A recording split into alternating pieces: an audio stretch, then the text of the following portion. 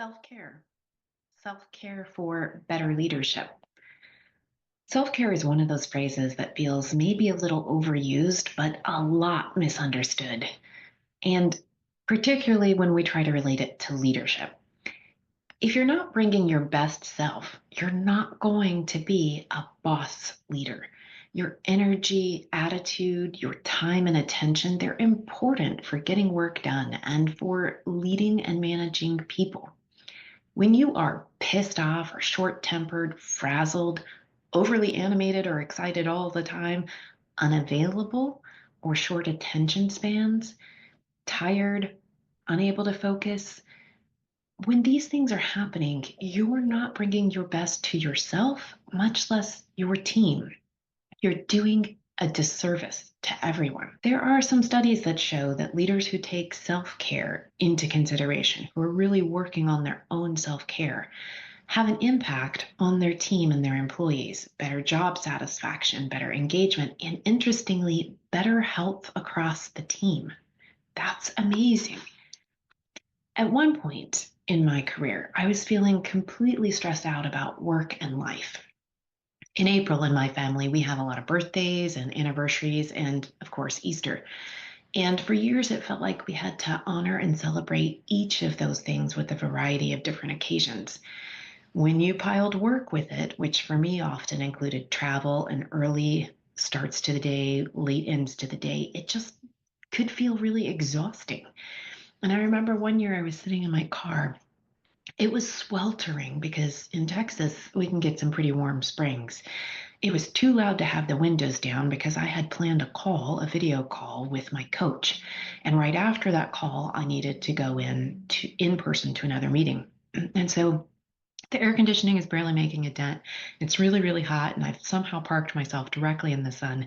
And I'm just feeling completely overwhelmed. I was almost unhinged. Nothing was feeling good or fun or easy. And as I was talking about these personal commitments with my coach, she asked questions like, well, do you have to have a big Easter meal? If you do have to have a big Easter meal, could you do something different this year? Could everyone bring something, for example? And you can sort of tell by my facial expressions. My initial reaction was like, no way. Of course, we have to have this big meal. We always have this big meal. It's when we spend time together. It's something that we enjoyed, and yet also it felt burdensome. And so when you push past these initial questions and reactions, you make space for yes and. Yes, it is often fun. Yes, we've always done it that way. Do we need to continue doing it that way? If we do it differently this time, could we potentially return to the way we used to do it at another time? There's space for yes and. Yes, it is fun. And yes, I do enjoy being a host and preparing meals. Yes, and this year we'll invite people maybe for just drinks and appetizers, and they can bring the appetizers, and it becomes easier. We have to do that sort of work at work as well. And leadership with our own approach. How can we be aware, question, and say yes and to different ways to dealing with work? I ended up in a similar situation where I was talking with my coach about how I had gotten to this point where I was sitting at my desk from 6:30 in the morning until about 6 in the evening, and the calls were back to back and there was no space.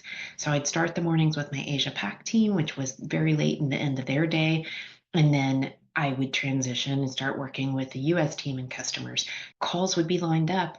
We're in the Zoom era, and I could barely find time to have a bathroom break. If I was going to eat, I would have to eat at my desk and have brought that food to the desk earlier in the day. People would sometimes question why I wasn't on video, and I'd say it's because I'm eating, and you'd get the ubiquitous eye roll, and on and on. I'm sure it sounds familiar. Maybe your story is less about sitting at the desk and more about running from one doctor's office to the next to try to get time to make your pitch or present a new product or medical device. Maybe your story is about how you can't get out of the warehouse long enough to catch your breath or take time for lunch. In those moments, it gets increasingly hard to be taking care of yourself and your energy starts to change. So for me, feeling frazzled at work, my coach suggested we make a list, an actual post it note of like 5 or 6 things that I could do to regulate, to take a minute. And I immediately started by saying, but I don't have a minute. And she said, yes, you do. Because if you don't have time to make a few minutes, to take a few minutes for yourself, you can't show up at your best. You do a disservice to you and the people around you. So start by blocking time. Put time on your calendar that allows you to take a few minutes. Now, let's say that you're in the car all the time. Maybe you need to put a reminder on your dashboard that says, turn the radio off. Don't schedule a phone call. Spend a few minutes breathing. Or maybe what really will energize you is turning that radio up loud and singing along to your favorite song. This is an important part of your own self care. It's knowing your schedule and your energy style. Pay attention to what drains you and what fills you up. So, one of the reasons that it was so hard for me to sit at the desk all day is because it was always on. It was never quiet. It was back to back calls and energy and talking and listening. And I was always inside. I know that I need quiet and nature to replenish. And so it's important for me because understanding that means that turning the volume way up and trying to sing along is not going to help me. I can only do that when I'm already at my peak energy levels. But understanding what works for you is critical.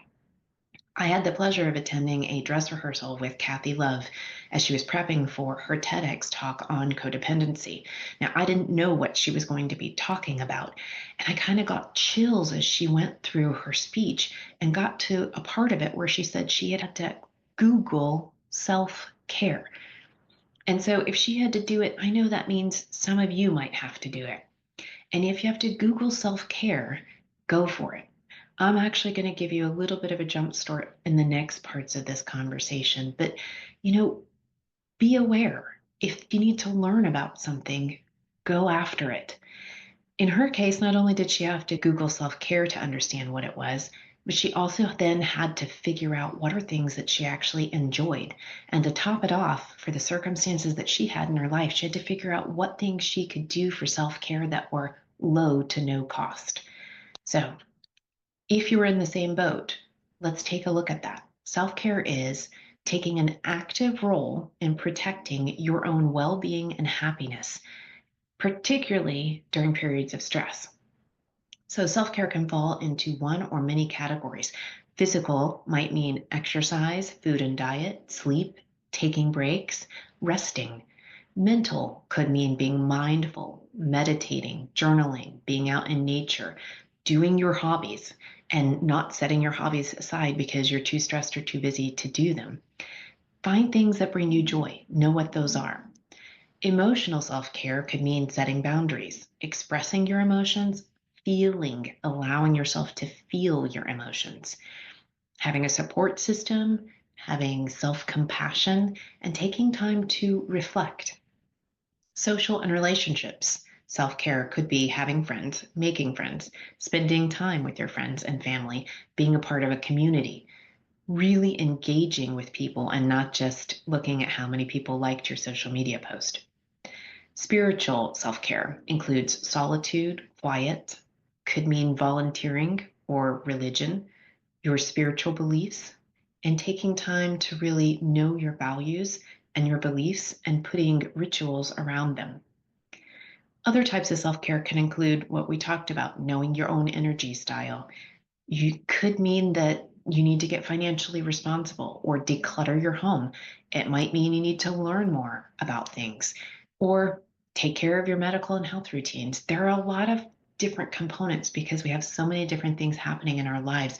And just start by knowing that self care is important and that you need to investigate and understand what self care means for you. And then take action to make time and put those things in place.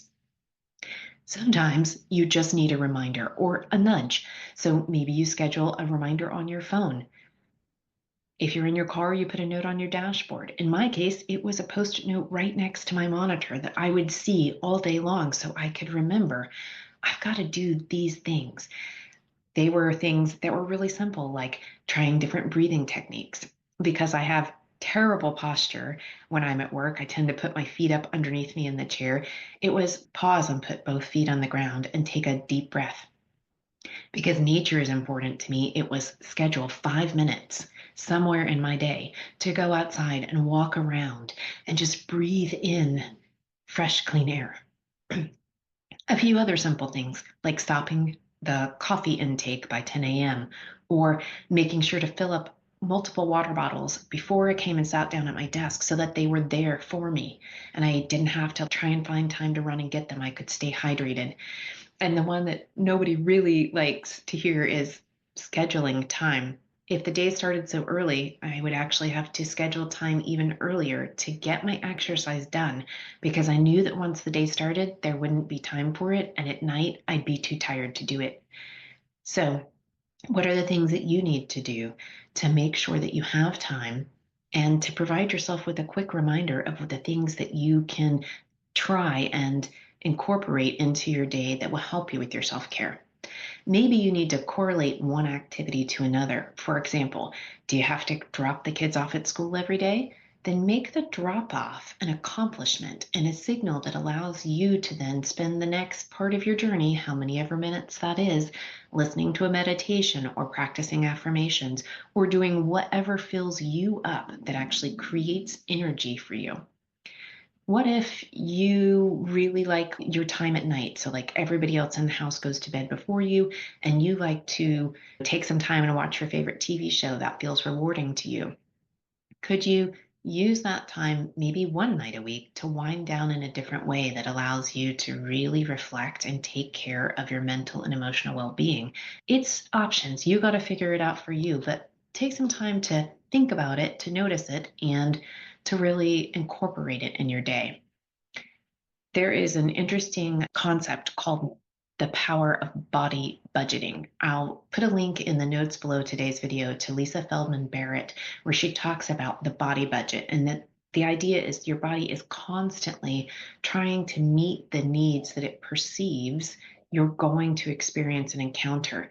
And so being able to regulate your body is important to your mood and your energy. And you have a body budget. You don't want to be in a body deficit. So, self care for your body budget is important. It's a pretty interesting theory. I'll close everything up here today with one kind of humorous note. When I asked ChatGPT, why do leaders need self care? It said, something seems to have gone wrong. Let's make sure that doesn't happen for you. You're a leader. You take care of things, problems, strategies, deliverables, customers, the P&L, shipping schedules, production timelines, presenting to the board, whatever it is. Make sure that you are taking care of yourself too, so that you can bring your highest and best to whatever it is that you're in charge of.